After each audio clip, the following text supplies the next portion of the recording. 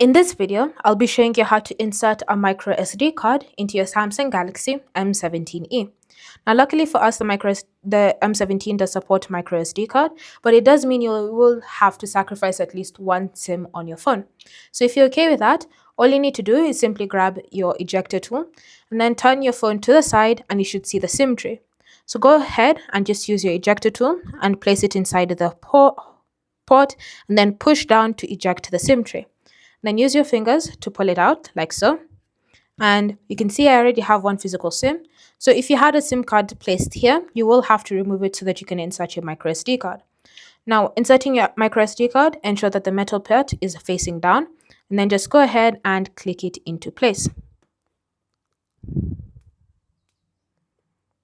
Then from here, insert the tray back into its whole port and just push in and wait a couple of seconds as both the SIM card and the microSD card get detected.